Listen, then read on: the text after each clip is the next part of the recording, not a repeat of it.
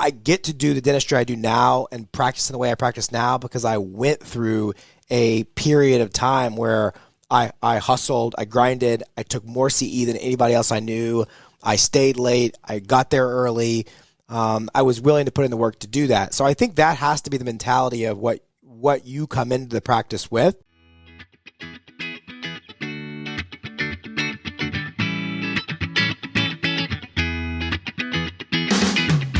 Welcome back to the Millennial Dentist Podcast, a podcast all about working smarter, not harder. Pushing dentists to go beyond dental school dentistry and build the practice of your dreams. Here is your host, the Millennial Dentist himself, Dr. Sully Sullivan. Welcome back, everybody, to the Millennial Dentist Podcast. Hope you're having a great day. Super fun episode today. We're going to talk about, I'm on this associate doctor, owner-doctor conversation. So we're going to have a good conversation about it today. And I just think it's an important topic. So we're going to talk about what to look for as a new grad. And we're going to talk about, or just an associate in general. And then, what questions to ask, what not questions to ask. I think it'll be a very productive podcast for people looking to hire or people looking for a job. All right. Remember, this podcast is sponsored by myself and 3D Dentist. And so we'd love for you to come support our courses next year in 2024, 3D-dentist.com. Online content, other good content. And yeah, we'll do some new doctor discounts. If you're a new doctor and you need some clinical training and want some training, give us a call. So I actually, part of this conversation happened because I just had a dentist that's a senior come in, and she wanted to interview and have a conversation. And I wanted to talk to her about one. I always like to keep my eyes open. I think that's a very important point to make, is that when it comes to hiring anybody, I'm always willing to take a conversation. You just never know. You never know if someone's going to be just the right fit at the right time. You never know if someone's going to, Sarah could fall in love with Douglas and they could move somewhere else. You just never know what's going to happen as far as the people you got. So I always like to kind of keep an eye open. So that's kind of rule number one.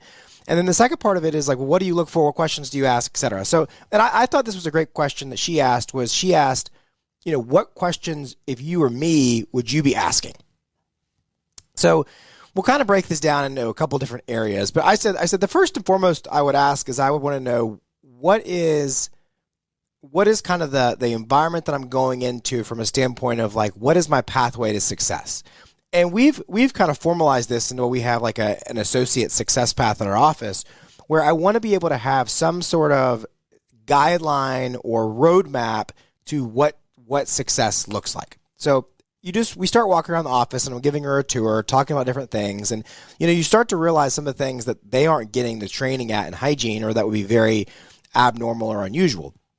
So let me kind of go through them. Well, one is CEREC, right? So at our office, at Sullivan Dental Partners, CEREC is a fundamental thing you've got to learn within your first, really 30 days, if not 60 days, because that's the way we practice. All our general dentistry is going to be typically with same-day crowns and CEREC, outside of cosmetic work and whatnot, where we'll maybe still a CEREC, but it won't be same day. So for us, what that looks like is we as soon as someone gets here, they're here for a week or two, and then they get shipped off to do some training with CEREC so that they can come back and be, good to go. Now, you as a doctor could be the one that do it. You could have a team member do it. I've just found that I like standardizing it and sending them to go get formal training on, how to operate the CEREC and do that, just because it becomes so foundational. Whereas this doctor, who's, basically finished with her requirements, and, she'll be graduating in May, has done one CEREC crown. So, that's kind of a reality check, I think, for a lot of dentists out there, is like, even if it's not CEREC, what that should tell you as a new graduating doctor is that it is literally a license to learn. Like, it is a license to go actually learn how to do it the appropriate way, or the way that, for some reason, dental schools have continued to stay, and that's not all of them, but the majority of dental schools have continued to stay behind the times in the way that we currently practice and do dentistry. And so there's going to be a ramp-up period for that time period. So, and I'll kind of go back and forth because I'm a squirrel as it relates to just some logistical aspects of it, and implementation. But that's one reason why we put all our associates on a 6-month daily guarantee, because we believe that that 6-month part of the process where they're coming in and learning is, I want them not to be worried about producing a crazy amount. I want them to be worried about learning to be good clinical dentists. Because as an owner doctor, the biggest thing that can hurt my reputation or that can hurt our business is to have a dentist come in here who's not doing that, not focusing on the clinical ability, just trying to produce. And they may throw up some big numbers for the practice, but that could be a lot of dentistry that I have to redo, a lot of bad experiences. So it's really important that that first 6 months is essentially like it's almost like a dating period, a trial period, and so they're on a daily guarantee at that point. Now, we do typically have them set up where they can bonus once they go above their daily guarantee, but I don't want them to feel the pressure to have to just produce in that regard. So if you're the dentist coming in, I've got to be willing to see what the practice needs. And I'll brag on Sarah, our newest hire, because Sarah has done this really, really well. Sarah came into a practice where there were already 5 dentists, 2 other general dentists essentially doing a lot of the same dentistry that she could do. And so instead of Sarah just being like, hey, I need to be fed, I need to get my production, or I would like to do cosmetics, or I would like to do all these fancy things my first 2 months out of school, Sarah basically said, where can I help you? Where can I help Sullivan Dental Partners? Where can I help grow the practice? And that is what we want to hear as owners. Now, the caveat to that is I want to hear that it needs to be genuine, because if your intention is to bait and switch, you get the job, well, that's not going to work out for either one of us. So Sarah did a really good job at coming in, being genuine and saying, hey, it looks like obviously y'all don't do a lot of root canals, or you refer a lot of root canals out. So maybe this is a great opportunity. So we sent her to Kevin Fryer's endodontics course that he does at 3D Dentist. It's a really great course. And she got a good foundation in how to do endo, kind of the post-dental school way. And since May, like in her first 6 months, because she didn't get licensed till July, her first 6 months, she's done about 35 to 40 root canals. So talk about not only for herself, some good production that she's been had to add, but as far as hitting a practice need and giving herself somewhat of a niche, because every single one of those 35 root canals comes with a what? A crown, by and large. So it's really been a great way for her to kind of grow her book of business, also help the practice. And so that's kind of what I would like to call win-win-win, where the owner doctor wins, the associate doctor wins, and the patient wins because it's somewhere else they don't have to go, and they can get good quality work here. Piggybacking off that, if I had to use one word that would describe like what is the ideal relationship, or what sets the tone for the ideal relationship between a owner doctor and associate doctor, it's clarity. Clarity. It's setting expectations as to what they want to do, what they can do, what they can't do, and appropriate timelines to do things. That's really, really important. So I'll give you another example with Sarah. So Sarah comes to me. We kind of have like a 90-day review, and we're talking about like what's going well, what's not going well. And she said, hey, at some point I'd like to learn how to do implants. And I'm like, great. I would love for my associates to do implants. I think that's a great idea. The challenge is I've got a new periodontist who's doing implants. My dad is doing implants. And then I have Dr. Amber, who we also sent to do implants last year. So I said, realistically, Sarah, the implant game is full for probably the next 18 months. So I said, I can be clear that I'm willing to invest in you, get you implant training, but it's probably realistically spring 2025 before we do that. So I just need to be upfront, honest with you so that you know, hey, you've got a year and a half to really start to taper in your skills, get better, continue to do what you're doing, and then that time will come where we'll be ready, you'll be ready, and it can be good. And she can now know, okay, there is a point in time where I can do this, but she's got clarity as far as where that is and what the expectation is. Because what I don't want to tell her is that, yes, definitely we can get that done, and then not set some sort of deadline or timeline to which that can happen, because then that's when it starts to be like, well, gosh, it may never happen.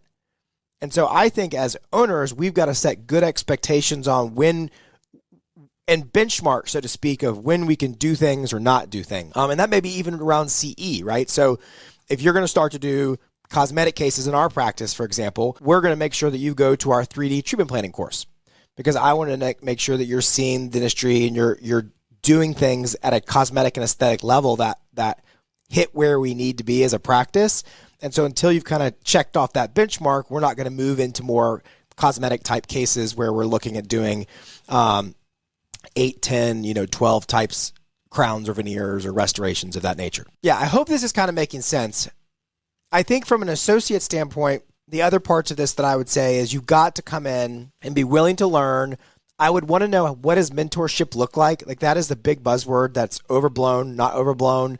Like, mentorship in my practice is you can have as much of me, but you've got to be the driver of it, because my schedule's gotten to the point where I'm just busy. All I want to do is education. I love it. Like I do the podcast, I do teach. I mean, I'm not working that much, but that doesn't mean that I'm just readily always available. So the people that succeed the most with me or get the most out of me are the squeaky wheels who make time to sit down with me, come find me, ask me to stay late, ask me to play in case, send me photos. So there's a little bit of that. The nature of is mentorship in my practice is unlimited. It's going to be driven by you. Now, we do have some level of like doctors meetings, and we try to have reviews. We do 30, 60, and 90 day with new doctors. Obviously, we'll do annual reviews, but we do 30, 60, 90 day check-ins to kind of see where things are at. And then we want to be doing daily, if not daily, weekly chart review of the dentistry that's being diagnosed, the dentistry that's being done. We expect post-op bite wings on all the fillings for at least the first couple months. Obviously post-op bite wings on crowns. So we're really trying to make sure that we standardize and have a good way of flow to make sure that there's a success. So that can feel like, as a new doctor, like I'm being checked on. And the answer is yes, we are checking on you. There's a lot of risk that goes into bringing someone into the family or into the fold to work with us. And so we want to make sure that's being done to the level of the care, because at the end of the day, you can leave. We can't leave. We can't leave our brand and what we've built and all of that in that regard. Those would be some things that I think are important for the associate to do. And then again, owner doctor, you got to make time for that. What you can't do is you can't make them, and I've talked about this before, you can't make them the grunt. You can't make them doing the dentistry that only you don't want to do. If you do that, they'll leave. The flip side is you got to earn your stripes. Like, you can't just come in and expect the moon. I mean, you got to work for it. You got to grind. You got to do what, like T-Bone likes to say, you got to do what we did to get where we are. I get to do the dentistry I do now and practice in the way I practice now because I went through a period of time where I hustled, I grinded, I took more CE than anybody else I knew. I stayed late. I got there early. I was willing to put in the work to do that. So I think that has to be the mentality of what you come into the practice with. And then it's our job as the owner doctor to help give you the pathways to be successful. And so I do well with people who want to grow. It just has to be in a reasonable timeline with expectations and checks and balances along the way to get to where you want to go. What do we do when things don't start to go well with our associate? So let's talk about that. I feel like typically things start to go downhill or not go well when the communication stops. So when the line of communication stops, that's when I think problems get introduced. Now, what's interesting is the line of communication doesn't necessarily just mean verbally talking. I think one of the biggest lines of communication that breaks down is we stop having accountability for the dentistry that we're doing. So whether that's our diagnosis skills, meaning I'm not doing chart review to see, okay, new patient came in. This associate saw them. What did they see? What did they diagnose? What did the patient say yes to? I've got to be aligned with the doctor in those different categories. And maybe they're seeing a lot of dentistry, but they're not accepting a lot of dentistry. That's a problem. We got to talk to them about it. Maybe they're accepting a lot of dentistry, but it's not the dentistry you would recommend. That's a problem. We got to talk about it.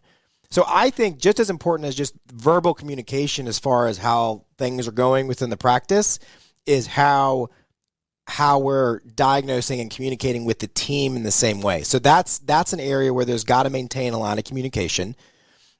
Another one I think is important is helping them understand how to lead and coach team members. I've seen this a lot recently where it's just a different idea in how to coach a team member, especially if you've got a team member that's been doing it a while and a doctor who hasn't. That's a different that's a different vibe of interactions where you have this team member who's on some level like a leader, but the doctor wants to be a leader. There's a little ego there. So trying to kind of wade through that and help them kind of learn just the way that how valuable and important our team members are and kind of how they mesh into the fold. And then finally, obviously, we have to have tough conversations about just the quality and level of dentistry. So if we feel like something's not getting done, or there's too many remakes, or there's too many appointments, or we're running late, we've just got to continue to open line of communication. So I think this starts from day one.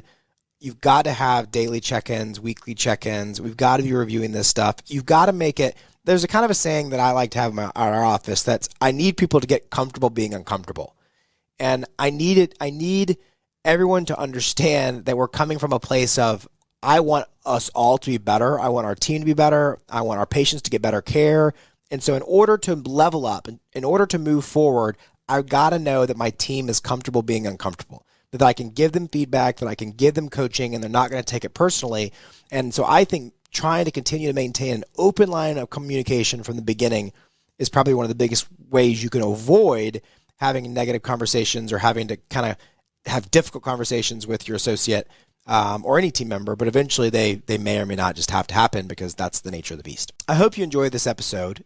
It was just kind of a quick episode to talk about kind of what we're doing with associates, and I hope it was helpful. But otherwise, I hope you have a great day.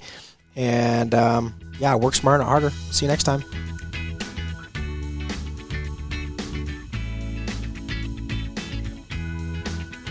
Thank you for listening to The Millennial Dentist. Visit us online at millennialdentist.com.